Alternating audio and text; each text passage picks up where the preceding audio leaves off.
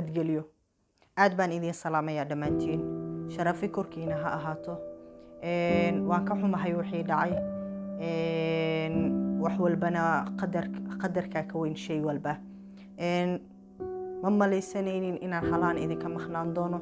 waana ka cudur daaranayaa arrintaasi sababtoo ah waxaa jiray arrimo kadis igu soo weeraray ama anigoo u diyaar ahba inaan wax idin soo gudbiyo aan awoodi waayo inaan idin soo gudbiyo. xag ilaahay ayayna ku qorneed wax walba.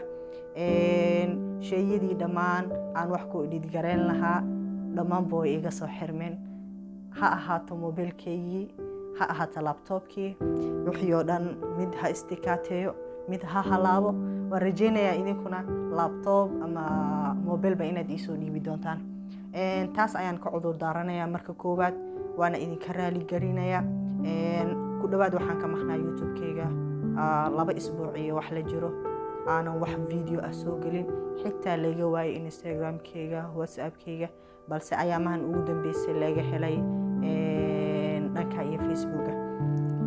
waa idinka raali gelinayaa ciladaasi dhacday sababtoo amaan helin xitaa mobile aan wax ku dhidgareeyo.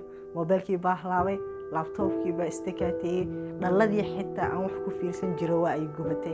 kaasina qadarka alla ayuu ahaa. wax walbana waynu ku qanacsannahay insha raxmaan maadaama aynu muslimiin 100% aynu nahay. sharafi korkiina ahaato. insha raxmaan waynu isku soo laaban doonaa. videoyadiina waxba maanan diyaarin laakiin wax uun way qoran yihiin oo step by step waa lagu gudbi doonaa.